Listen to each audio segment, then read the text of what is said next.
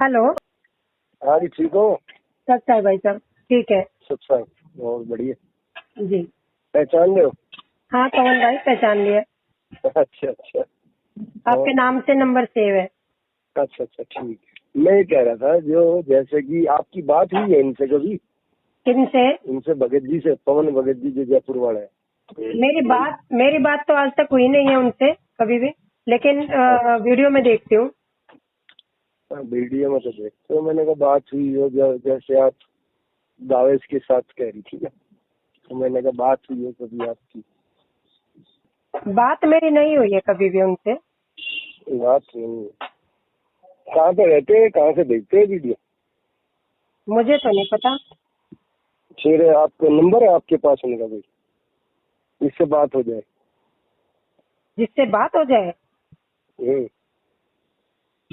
आपने बात करनी है क्या उनसे? नंबर? हाँ, बात करना चाह रहा हूँ मैं, बात करके पता तो चले क्या बता रहे हो। तो बात तो उनसे हो ही नहीं पाती ना। अच्छा, क्यों बात क्यों नहीं हो पाती? बात तो हो जाती हो, मेरठ में रहते थे वहाँ। पता नहीं, मेरे को तो मेरठ में रहते, कहाँ रहते हैं। मेरठ में रहते थे। मेरठ तो छोड़ दिया ना उन्होंने। कब? ये भी नहीं पता मुझे तो, लेकिन वो मेरठ में शायद नहीं रहते अब। ये मेरठ ही रहते हैं, ऐसा कौन कह रहा है मेरठ में रहते? वही प्रोग्राम करते, सत्संग करिए। अभी तक तो मेरठ ही रहते थे। अच्छा, फिर इतना मुझे पता नहीं है, क्योंकि मेरे को तो जहाँ तक उनकी वीडियो मैं सुनती हूँ, तो उनकी वीडियो से मुझे यही लगा था कि वो मेरठ नहीं रहते हैं। अच्छा, क्योंकि कहाँ रहते? मेरठ में उनका जो सामान सुमून था, वो ये जो मैनेजमेंट वाले हैं, उन्होंने उनके साथ गुंडागर्दी करी बताते हैं। कब? कब करी थी अब ये तो डेट भी मुझे नहीं पता, वीडियो में ही सुना था मैंने। वीडियो तो वो उसमें वो सुना है मैंने भी कि भाई वो ये कर ऑडियो में देंगे, ही सुना है मैंने। ऑडियो में ये कर देंगे वो कर देंगे, वो मैंने सुना है। आपके द्वारा तो नहीं हो, कहीं और से आया मेरे पास। जी, ऑडियो में ही सुना है। लेकिन एक बात बताइए पवन भाई, जो वो पवन है, जो जयपुर वाले भगत है, जो हाँ।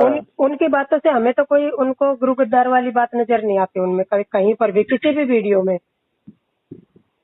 और मैंने वो भेजा था जहाँ पर आपको। भी मैंने सुना है, मैंने सुन ली बात, जहाँ तक मतलब गुरु गद्दार वाली बात है, और वो तो बल्कि हर चीज को पूरी क्लैरिटी के साथ बताते हैं, खोल खोल कर बताते हैं हर चीज को, जो कि मैनेजमेंट वाला कोई भी बंदा नहीं बताता इस बात को।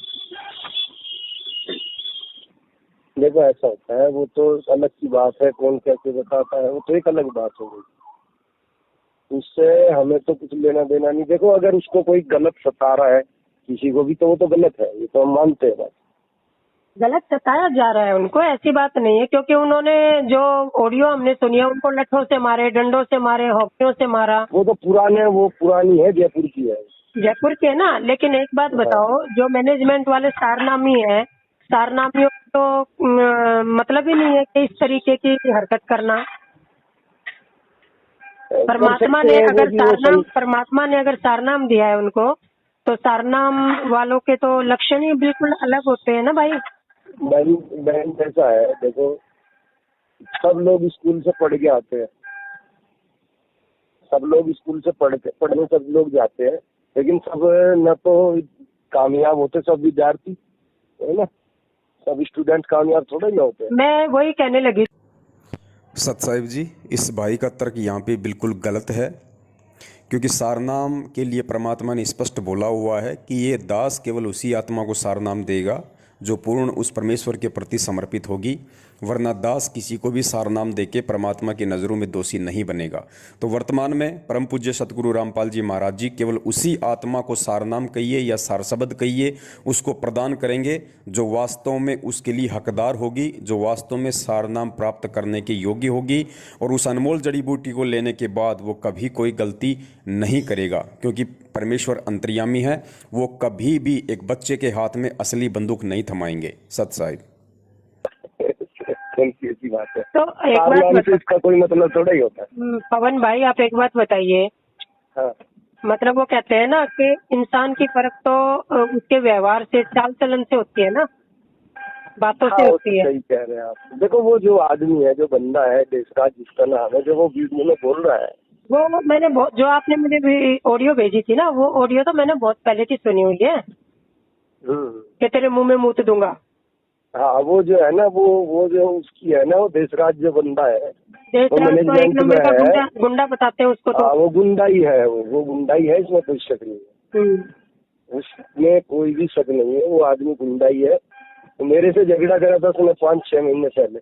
लेकिन अभी जैसे पवन भाई ने बताया था कि भाई उन्होंने उनको रॉड से, हॉकियों से उनके बच्चों को किचन में बंद कर दिया और उनको मारा, और उसके हाँ, बावजूद भी उन्होंने परमात्मा से प्रार्थना की कि मालिक इनको कुछ मत होने देना, क्योंकि ये भी मेरे अपने बिछड़े हुए भ्रमित भाई बहन हैं और ये अभी काल के चक्कर में फंसे हुए हैं, और इनको किसी भी तरह का कोई नुकसान मत पहुंचाना मेरे मालिक, ये प्रार्थना करी हुई है। वो तो बात ठीक है, प्रार्थना तो उसकी पहुंची नहीं ना कोई। तो भाई मेरे ये बताओ, जो मैनेजमेंट वाले हैं उनकी प्रार्थना पहुंचती है क्या वहाँ पे? हाँ, पहुंचती है समझो, आपकी पहुंच जाएगी, आपकी भी पहुंच जाएगी। मैंने एक बार लगाई थी प्रार्थना, तो मेरे तो प्रार्थना नहीं पहुंची। नहीं, आपकी डायरेक्ट बात ही हो जाएगी, इसमें कौन सा बड़ी बात है। मेरी परमात्मा से डायरेक्ट बात हो जाएगी। देखो, उनके बच्चों की, उनके भाई की आवाज बिल्कुल मिलती जुलती है, ठीक है। ये जो आज नहीं, अलग आपने अलग ऑडियो है, भेजी मिलती है ना, जुलती नहीं है, ये अलग जो अलग है सब। ये जो आज आपने ऑडियो भेजी हुई है ना मेरे को, अब वो तो गुरुजी की आवाज है, वो गुरुजी की आवाज है, उनके भाई की आवाज अलग है, गुरुजी की अलग है, वो हम पहचानते हैं। उनके बेटे की आवाज, उनके भाई की आवाज। बेटे की आवाज बहुत अलग है, बेटे की तो बहुत ही अलग है। बेटे की भी अलग है और गुरुजी की भी अलग है और भाई की भी अलग है, सबकी अलग अलग है। सतसाहिब जी, परमपिता परमेश्वर सतगुरु रामपाल जी महाराज जी के मुख कमल से निकले शब्द अर्थात उनकी आवाज़ या उनके कलयुगी रिश्तेदारों की आवाज़, चाहे सेम हो या सेम ना हो, हमें उन बातों से कोई मतलब नहीं होना चाहिए। हमने केवल परमपिता परमेश्वर के द्वारा जो हमें अनमोल तत्व ज्ञान दिया गया है, जो सत्संगों में हमें आदेश दिए गए हैं, हमने केवल उन्हीं आदेशों को फॉलो करना है। वर्तमान में उनके नाम से भेजे जा रही ऑडियो या उनकी आवाज़ में भेजी जा रही ऑडियो को भी यदि हमने मानना है तो सबसे पहले हमने ये तय कर लेना है कि उन ऑडियो में जो बातें कही जा रही हैं, जो ज्ञान बताया जा रहा है, जो आदेश दिए जा रहे हैं, क्या वो मेरे परमपिता परमेश्वर सतगुरु रामपाल जी महाराज जी के सत्संगों से मेल खाते हैं या नहीं खाते हैं। यदि उनके सत्संगों से मेल नहीं खाते हैं, 27 साल से उन्होंने जो वचन कहे, जो शब्द कहे, यदि उससे मेल नहीं खाते हैं, तो वो ऑडियो भले ही संत रामपाल जी महाराज जी की हो, एक ज्ञान आधारी भगत के लिए उस ऑडियो का कोई महत्व नहीं होगा। सत साहिब, 200 अब आज से 650 साल पहले जो परमात्मा ने काशी में ज्ञान दिया था, वही बात आज भी बोल रहे हैं। ये थोड़ा है कि 5 साल के बाद उनके वचन बदल गए, और उतने पुराने साल पहले तो उनके वचन नहीं बदले। आज 4 साल पहले के वचन कैसे बदल जाएंगे? परमात्मा दोगली बात नहीं करेंगे, परमात्मा दोगली बात नहीं करेंगे ना। वो जो अभी बोला हुआ है वो ओरिजिनल ही है। वो प्रार्थना करी थी उसकी बेटी ने गुरुजी की कि गुरुजी ऐसे ऐसे परेशान कर रहे हैं वो, और ऐसे ऐसे कह रहे हैं। तो लेकिन मैं भी देखो बाई हार्ट मैं भी आपको बता रही हूँ, मुझे भी नहीं लग रही परमात्मा की आवाज है वो, संत रामपाल जी महाराज जी की आवाज नहीं है वो। चलो कोई बात नहीं, उसमें कोई इशू नहीं है, तो आपकी मर्जी है, उसमें कोई इशू थोड़ा ही ना।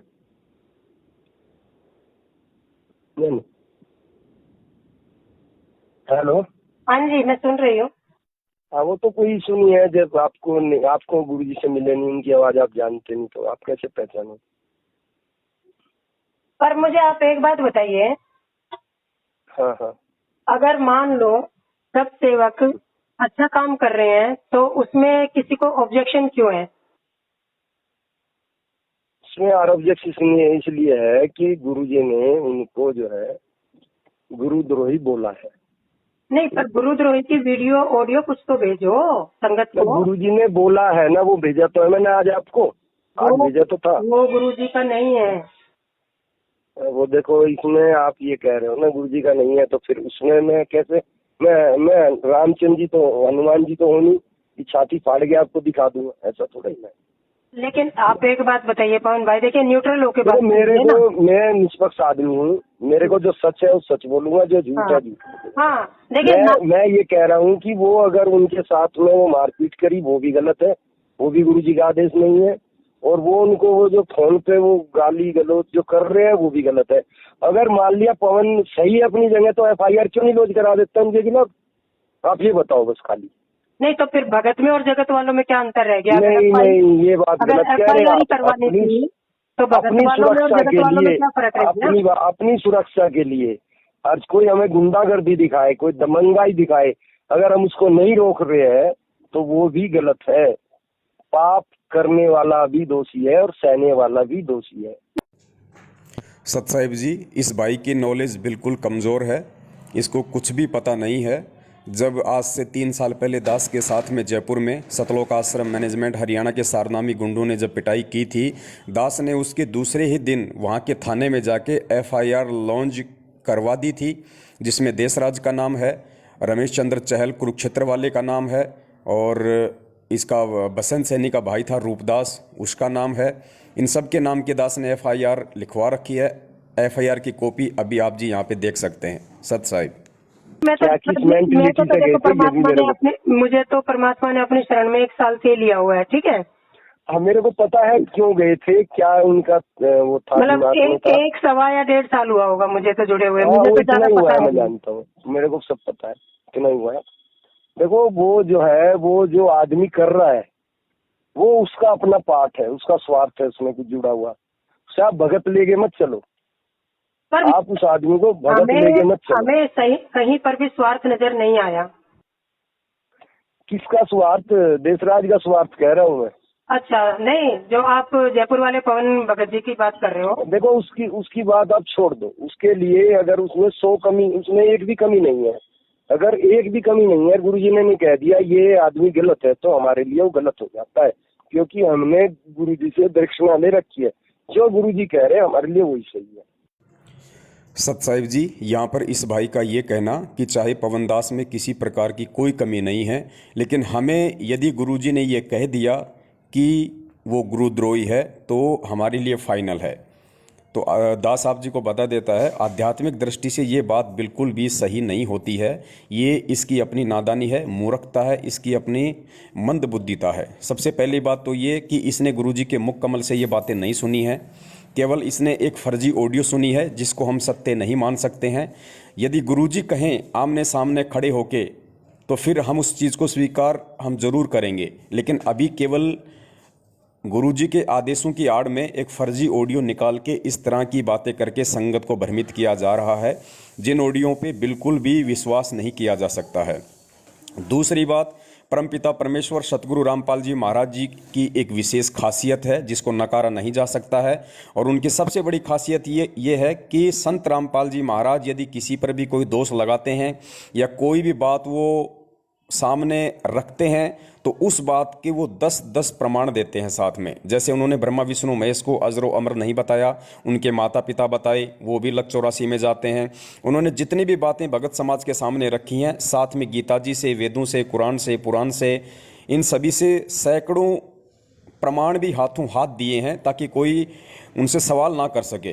तो यदि संत रामपाल जी महाराज जी ने ही पवन दास को गुरुद्रोही कहा है तो आज तक 7 साल हो गए, एक भी प्रमाण इस पवन दास के खिलाफ कि ये गुरुद्रोही है क्यों नहीं दिया गया? कोई एक ऐसा पॉइंट क्यों नहीं बताया गया? कोई एक ऐसी बात सामने, एक ऐसा प्रमाण सामने क्यों नहीं रखा गया जो ये साबित कर सके कि पवन दास इस पॉइंट पे गुरुद्रोही है? तो ये भाई की जो इस तरह की बातें हैं ये बिल्कुल बेबुनियाद हैं। एक ज्ञान आधारी भगत के लिए इन बातों का किसी प्रकार का कोई महत्व नहीं होता है। सत साहिब, पहले भी बताया था। आप एक बात बताइए, तो मैनेजमेंट वालों की गुंडागर्दी भी हमने सुनी, उधर से पवन भाई के भी हम वीडियो सुन रहे हैं, आप पवन भाई हमसे बात कर रहे हो, आपके भी हम सुन रहे हैं। तो भगत बेचारे कहाँ जाएंगे आप ये बताइए मुझे। देखो, भगत कहीं जाने की जरूरत नहीं है, वो बैठ के अपनी भक्ति करो, कोई जरूरत नहीं है किसी के उसमें ज्यादा इंटरफेयर या सुनने की, क्योंकि नया आदमी क्या होता है। एक सत साहिब जी, इस भाई के अनुसार यदि भगत को कुछ भी करने की आवश्यकता नहीं है और खाली बैठ के अपनी भक्ति ही करनी है वर्तमान में, तो ये भाई क्यों भाषण दे रहा है इस बहन को फ़ोन करके? सतलोक आश्रम मैनेजमेंट हरियाणा की चापलूसी करते हुए ये भाई क्यों इस बहन को बार बार भ्रमित करने के लिए, इसका मनोबल डाउन करने के लिए क्यों बार बार इसको फ़ोन कर रहा है? ये भी बैठ के अपनी भक्ति करे, ये भी बैठ के अपने घर पे अपनी भक्ति करें, क्यों फालतू में ये भाषणबाजी कर रहा है। तो पुण्यात्माओं, ये इनका दोगला आचरण है, ये बोलते कुछ हैं और ये लोग करते कुछ और हैं। सत साहिब कि जगत और भगत में फिर अंतर ही क्या रह गया? नहीं, आप एक बात बताइए, जगत और भगत का अंतर ये है कि मान लिया उसको कोई दिक्कत नहीं है, अब वो उनसे अलग रहता है और वो उसको गाली देते हैं। सुनो मेरी बात, जगत और भगत का इससे कोई मतलब नहीं है। ये कानून ये सब बंद करा देते भगवान, ऐसा थोड़ा ही होता है। अभी कानून देखिए, बंद करा देते बात भगवान, सुनिए ऐसे तो। पवन भाई, आप बात सुनिए। अभी जैसे ज्योति का मतलब पैसा वहाँ पे भेजते हैं, वो सब अपने काम में लेते हैं ये मैनेजमेंट वाले। अभी जयपुर वाले जो पवन भगत है, आप ऐसा नहीं कह सकते, आप ऐसा नहीं कह सकते, क्योंकि वो भगवान के लिए दान है। तो आप भगवान को दान कर रहे हो, आपकी तरफ से भगवान के लिए दान हो रहा है, ठीक है ना, आप उसको नहीं कह सकते। लेकिन एक बात आपने बताइए, सत साहिब जी, ये भी इस मंदबुद्धि भाई की अपनी नादान सोच है जो ये कह रहा है कि संगत तो भगवान को दान दे रही है, जबकि सबको पता है कि हमारे भगवान, हमारे पूज्य गुरुदेव इस समय हरियाणा के हिसार की सेंट्रल जेल नंबर 2 में बैठे हुए हैं और उनको केवल 2 टाइम का खाना और जो भी वो अपने तन पे जो कपड़ा पहनते हैं उनको सरकार की तरफ से दिया जा रहा है। भगत समाज का उनके पास कुछ भी नहीं पहुंच रहा है। और परमेश्वर की वाणी है कि गुरु बिन माला फेरते, गुरु बिन देते दान, गुरु बिन दोनों निष्फल है, चाहे पूछो वेद पुराण। तो ये दान जो संगत के द्वारा दिया जा रहा है, ये संगत की महामूर्खता है, संगत की नादानी है। और इस दान से इन लोगों ने किस प्रकार से राजनीतियां की हैं, कभी बीजेपी, कभी कांग्रेस, कभी ओम प्रकाश चौटाला, कभी जाटों के आरक्षण में इन्होंने 20-30 लाख रुपए भक्तों का दान का चंदे के रूप में दिया है। तो कभी राजस्थान के गैंगस्टर आनंदपाल सिंह की सीबीआई जांच के समर्थन में इन लोगों ने 10-15 लाख रुपए उन लोगों को जो है चंदे के रूप में दिए हैं। तो यहाँ तो सर्वविदित है भगत समाज के दान का दुरुपयोग हो रहा है। साथ में ये जितने भी सतलोक आश्रम मैनेजमेंट हरियाणा के मुख्य लोग हैं, स्टेट कोऑर्डिनेटर हैं, नामदान संचालक हैं, इन लोगों की एक मोबाइल खरीदने की औकात नहीं थी, आज ये लोग स्कॉर्पियो गाड़ियों में घूम रहे हैं। इन लोगों के मकान की छतें बरसात में टपका करती थी, आज ये लोग बड़ी बड़ी प्रॉपर्टी के मालिक बने हुए हैं। इनकी पैंट फटी हुआ करती थी, आजकल ये लोग रेंगलर की 4-5 हज़ार रुपये की जींस और 5-5 हज़ार रुपये के जूते पहन के डोलते हैं। तो भगत समाज का दान तो यहाँ पे काम में लिया जा रहा है। ज्योति और पाठ तो केवल एक दिखावा है, एक बहाना है, ताकि उसके सहारे भगत समाज को लूटा जा सके। जबकि मालिक की वाणी के विपरीत यदि हम चलेंगे तो हमें नुकसान ही होगा। और वर्तमान में भगत समाज के ऊपर कहर टूट रहे हैं। कोरोना से लगभग 400-500 भक्तों की मौत हो चुकी है, जिनमें सारनामी भी थे। जबकि परमेश्वर की वाणी है कि रोग शोग छल छिद्र न व्यापे, सन्मुख न ठहराई। जो मर्यादित भगत होगा उसके ऊपर किसी भी प्रकार की महामारी का कोई असर नहीं हो सकता। जबकि यहाँ तो कोरोना से सैकड़ों की संख्या में लोग दम तोड़ चुके हैं। सत साहिब, सारी संगत देखो ऐसा है ना, मैंने तो इस बारे में कुछ बोला ही नहीं आपसे, है ना। कब बोला मैंने, कब कहा आपको? कुछ भी कहा नहीं मैंने तो जो बताना था वो बताया, उसके बाद कुछ दबाव डाला वो बताओ। दूसरी बात ये है ना, कन्विंस करने की बात भी नहीं करी होगी कभी। चलो कोई बात नहीं, आपने कन्विंस नहीं किया, मैं अपनी तरफ से आपको बोल रही हूँ। अगर मान लो आज इतनी संगत उनके साथ जुड़ी हुई है, उनके साथ क्या मतलब, उनकी ऑडियो और वीडियो सुन के जुड़ी हुई है परमात्मा से। कोई नहीं जुड़ा हुआ है, जो जुड़े हुए सब भगवान के लिए जुड़े हुए, बस परमात्मा के लिए जुड़े। ठीक है, उनको थोड़ा सा बेचारे नहीं समझ पाते या कुछ दिक्कत होती है तो फिर परमात्मा के लिए ही जुड़े हैं। लेकिन वो देखो हर चीज को क्लैरिफाई कर करके समझाते हैं, हर बात को। आपने एक मैसेज भेजा था मेरे पास, उसमें कहा था कि 2014 के बाद जिन्होंने नामदान लिया है वो उनके घर पे हम चरण पादुका भेज देंगे। मैसेज था आपके पास से आया था मेरे पास एक, है ना। मैं कहूँ तो दोबारा भेज दूंगा आपको। कहाँ से वो चरण पादुका ला के देंगे ये बताओ मेरे को। जब गुरु जी के संपर्क में नहीं है तो चरण पादुका कहाँ से लाएंगे बहन, ये बताओ। वो मैसेज वो था जो चरण पादुका की बात आई थी, उनका कहने का मतलब ये था कि ऑडियो और वीडियो उसमें ये जो संडे वो होती है ना उनकी लाइव आते हैं जो,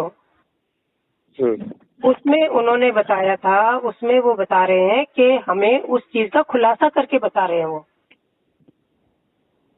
नहीं, वो तो ये कह रहे चरण पादुका ले जाओ, हम उनके घर भिजवा देंगे, ये कह रहे।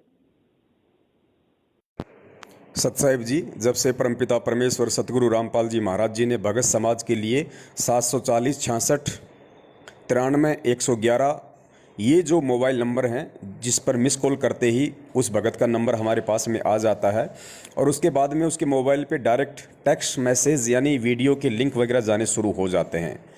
तो काफ़ी समय पहले सतलोक आश्रम मैनेजमेंट हरियाणा ने इसार तारीख पे गए हुए भक्तों को एक चरण पादुका उनके माथे पे रखी जा रही थी, उनके सिर पे रखी जा रही थी, पता नहीं वो कहाँ से लाए थे, वो किसकी थी। उस आधार से दास ने ये एक मैसेज बना के डाला था कि जिस जिस भगत भाई बहन को परमपिता परमेश्वर सतगुरु रामपाल जी महाराज जी की चरण पादुका चाहिए तो इस नंबर पे मिस कॉल मारो। तो ये सतलोक आश्रम मैनेजमेंट हरियाणा वाले ये मंदबुद्धि हमारे भाई बहन इन बातों को समझ नहीं पाए और इन्होंने इसका ये अर्थ निकाल दिया कि पवन दास कहाँ से चरण पादुका लाएगा। अरे चरण पादुका तो सबके घर पे ऑलरेडी हैं, यदि आपको विश्वास है तो।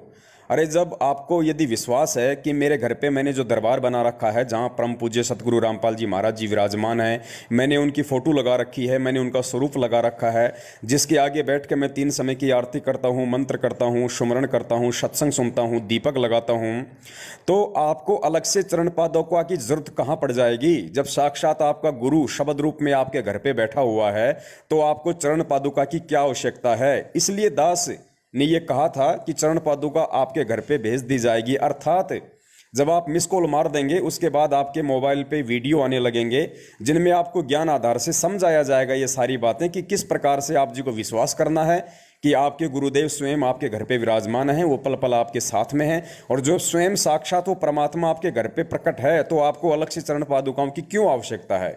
तो वो बात सिर्फ एक बार उस भगत से मिस कॉल मरवाने के लिए कही गई थी, क्योंकि ये कॉमन सेंस की बातें होती हैं, ये बातें केवल एक ज्ञानी भगत को समझ में आती हैं। सतलोक आश्रम मैनेजमेंट हरियाणा वालों के पल्ले पड़ने वाली नहीं है। सत साहिब। अरे पवन भाई, सीधी सी बात है। आप देखो, परमात्मा ने हमने बहुत अच्छी, परमात्मा ने अपनी शरण में ले लिया, भक्ति हमें दे दी, जंगल से सारी जड़ी बूटियां ढूंढ ढांड के निकाल के हमें भक्ति बोध में बनाकर दे दी दवाई।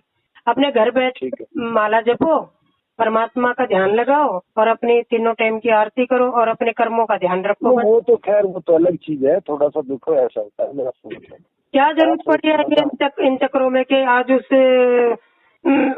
सेंटर पे जाओ, आज उस सेंटर पे जाओ। ये तो बेफालतू तो नहीं होता है। जब तो जाओगे सेंटर में, नहीं तो जरूरत ही नहीं जाने की। ये कुछ काम है जब तो जाऊंगा सेंटर में, ऐसे क्यों जाऊंगा। ये कुछ काम होगा जब भी जाऊंगे। सत्संग हो रहा है जब जा सकते हो, वहाँ आपकी मर्जी है तो। हाँ, लिए कोई दबाव तो है ही नहीं इसके लिए। देखो, आपके व्यवहार में थोड़ा फर्क है, मैंने शुरू से ही आपके व्यवहार में फर्क देखा है, लेकिन आप कैसे फंस गए उनके चक्कर में मुझे नहीं समझ में आ रहा। वहाँ पे किसके चक्कर में फंस गए? अरे ये जो यहाँ पे आप कोऑर्डिनेटर बन के बैठे हुए थे, देशराज वगैरह के चक्कर में आप कैसे फंस गए? नहीं, देशराज ने मुझे कोऑर्डिनेटर नहीं बनाया था, पहली बात तो ये। अरे वर्ल्ड कोऑर्डिनेटर है वो। अरे वो कुछ नहीं है, खामखा बकवास वाली बात है, वो कुछ नहीं। वो एक बेवकूफ आदमी है, सिर्फ उसको अच्छी तरह होमगार्ड का सिपाही है, उसको कुछ नहीं पता। हाँ, उनको गालियां वालियां देनी अच्छी होती है, लठवा। वो होमगार्ड की नौकरी तो करता था, अभी भी कर रहा है। काय की नौकरी करता था? होमगार्ड की नौकरी अभी तक कर रहा था, 2 साल पहले 3 साल पहले तक। अच्छा, दिल्ली पुलिस में है क्या वो? अरे नहीं, होमगार्ड दिल्ली पुलिस में तो होमगार्ड। ठीक है, ठीक। होमगार्ड जो प्राइवेट उस पर रखे होते हैं 20,000 रुपए। समझ गए। हाँ, वो प्राइवेट होते हैं। तो अब पुलिस एप्लीकेशन पर लेती है ना कि। हाँ, तो फिर ऐसी भाषा इस्तेमाल करेंगे वो, और क्या। वो तो फिर ऐसे ही सब इस्तेमाल करेंगे, इनकी वैसी सोच हो और मेंटलिटी है। नहीं तो अब ये जैसे उन्होंने भाषा इस्तेमाल करी, तेरे मुंह में मुतूंगा, ये भक्तों के लक्षण है क्या? नहीं, तो भक्तों के लक्षण नहीं है, उसके लिए गुरुजी को भेजे कौन ये बात, गुरुजी के पास तो ये बात पहुंच नहीं गई है। मतलब हमें तो सुन के भी शर्म आती है। एक्शन आएगा उस पर, क्यों नहीं होएगा? अब बोलते हुए मुझे इतना वो लग रहा है कि मैंने अपना कर्म खराब कर लिया ये सब बोल के। वो गुरुजी के पास वो बात नहीं पहुंच रही है, वो बात गुरुजी के पास कोई नहीं पहुंचा रहा है। बात तो यही है, इसी का ही वो लोग फायदा उठाते हैं। तो यही बात तो पहुंचनी चाहिए ना गुरुजी को, ये सब पहुंचती नहीं है ये बात, वो पहुंचा नहीं पा रहे हैं। वो लोग पहुंचा नहीं पा रहे अपनी बात, वो साइड लाइन चले गए हैं, वो अपना दूसरा रास्ता पकड़ लिया उन्होंने। आप एक बात बताइए, वैसे तो कहते हैं कि गुरुजी से डायरेक्ट बात होती है, तो इस टाइप की बातें क्यों नहीं गुरुजी को वो करनी? कौन पहुंचाएगा? प्रार्थना लगानी पड़ेगी उसी को ही, वो लगाता नहीं है, उसकी प्रार्थना जाती नहीं है। ठीक है, और उसकी प्रार्थना जाती नहीं फिर है। कहते हो कि रोज बात होती है परमात्मा से? बात तो रोज होती है, प्रार्थना कौन करेगा? इसके लिए प्रार्थना खुद करनी होती है। ऐसा नहीं कोई किसी की बात बताने लग जाए गुरु जी को, ऐसा नहीं होता है। सत्साई पुण्यात्माओं, यहाँ पे 2 पॉइंट हैं आपको ध्यान में रखने होंगे। सबसे पहली बात तो कि ये व्यक्ति ये कह रहा है कि ये लोग जो गालियाँ निकालते हैं मैनेजमेंट वाले, जो ये लट्ठों से मारते हैं, जितने भी कुकर्म करते हैं, इनकी गुरुजी के पास में कोई प्रार्थना नहीं जाती है, क्योंकि ये सारे के सारे मैनेजमेंट के लोग हैं। ये अपनी मनमानियाँ करते हैं। तो हर चीज़ का इस व्यक्ति को अच्छे से पता है। मैनेजमेंट के कर्म कुकर्म मनमानियाँ हर बातों से ये व्यक्ति वाकिफ़ है। फिर भी ये व्यक्ति उन्हीं के साथ में जुड़ा हुआ है, उन्हीं की चापलूसी कर रहा है। अर्थात कहीं ना कहीं इसको भी थोड़ी बहुत कोई हड्डी डाली जा रही है। दूसरी बात, ये खुद कह रहा है कि अपनी प्रार्थना गुरुजी से खुद लगानी पड़ती है, दूसरा कोई प्रार्थना नहीं लगाता, ना लगा सकता है।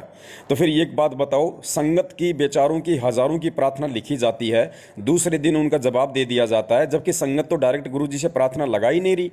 तो फिर उनकी प्रार्थनाओं का जवाब कौन दे रहा है? फिर कहाँ उनकी प्रार्थना लग रही है? फिर क्यों बेचारों को मूर्ख बना रहे हो? क्यों बेचारों को भ्रमित किया जा रहा है संगत वालों को? तो पुण्यात्माओं, आप जियों ने आंखें खोलनी पड़ेंगी। आप जियों के साथ में बहुत बड़ा धोखा, बहुत बड़ा षड्यंत्र गुरुजी के आदेशों की आड़ में सतलोक आश्रम मैनेजमेंट हरियाणा के द्वारा किया जा रहा है। आपको भक्ति धन से और सांसारिक धन दोनों से लूटा जा रहा है।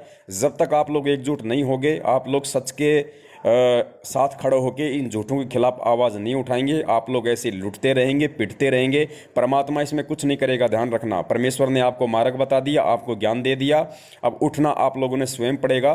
तो आप लोग उठिए, जागिए, अपने सत्सेवक भाई बहनों के साथ में जुड़िए। और फेसबुक पे मुझ पवन दास का पेज है, शंका समाधान विद पवन दास। आप जी जैसे ही अंग्रेजी में लिखेंगे फेसबुक पे जाके शंका समाधान विद पवन दास, मुझ दास का पेज आ जाएगा, आप जिसको फॉलो कर लें। हर रविवार को रात्रि 8:30 बजे हम लोग लाइव आते हैं। और वर्तमान में हम लोग लगातार 7 दिन इन लोगों ने जो फर्जी सार शब्द का नाटक छेड़ रखा है उसके ऊपर लाइव आ रहे हैं। सत साहिब करो आप इस विचारी में। मैं वही कह रही हूँ ना, परमात्मा ने अपनी शरण में लिया है और हम भक्तों के साथ जुड़े हैं, परमात्मा से जुड़े हैं हम। बिल्कुल बिल्कुल सही बात है। परमात्मा ने हमें जोड़ा है, हम कौन होते हैं जुड़ने वाले? परमात्मा ने अपनी शरण में लिया है, उनका शुक्र है बस। ठीक है, अब इसमें कौन चालाकी कर रहा है, कौन हमें बेवकूफ बना रहा है, कौन क्या कर रहा है, परमात्मा जाने। की जरूरत ही नहीं है, परमात्मा जाने, पढ़ने की जरूरत ही है, इसमें पढ़ने की जरूरत ही। सही कह रहे, ठीक है ना। लेकिन हमें उनकी वीडियो अच्छी लगती है, उनका क्लैरिफिकेशन अच्छा लगता है, तो हम सुनते हैं। नहीं ठीक है, वो आपकी जैसे समझ आ रही है। और कोई बुराई नहीं है, मुझे लगता है सुनने में देखने में हमें कोई बुराई नहीं लगती। ना जबरदस्ती का माल थोड़ा ही। अब कह रहे हो ना कि उनके ऑडियो सुनने से, पवन का नाम लेने से नामखंड हो जाएगा। मैंने बताया, मेरा जो फर्ज है मैंने वो बताया आपको। सत्साई पुण्यात्माओं, आधा घंटे अरे भाई, अगर किसी का नाम लेने से, किसी के ऑडियो वीडियो सुनने से नामखंड होता है, तो पता नहीं पवन नाम के तो कितने लोग होंगे दुनिया में। तो आप जी की बातचीत से निष्कर्ष निकाल सकते हैं कि परमेश्वर ने किसके ऊपर अपने तत्व ज्ञान की दया ज्यादा बख्श रखी है, किसको परमेश्वर ने ज्यादा आध्यात्मिक ज्ञान से परिपूर्ण किया हुआ है। इस व्यक्ति ने 30 मिनट की ऑडियो में सिर्फ दोगली बातें की हैं, हुआ बाई युक्त बातें की हैं, और एक सामने वाले को बहकाने की ही बातें की हैं। तो आप जी निष्कर्ष निकाल सकते हैं कि परमेश्वर ने अपनी जो दया है वो सत्सेवकों के ऊपर बना रखी है, या सतलोक आश्रम मैनेजमेंट हरियाणा के उन गद्दार और षड्यंत्रकारियों से लेके इस भाई जैसे जितने भी चापलूस हैं उनके ऊपर बना रखी है। सत साहिब, जय हो बंदी छोड़ की।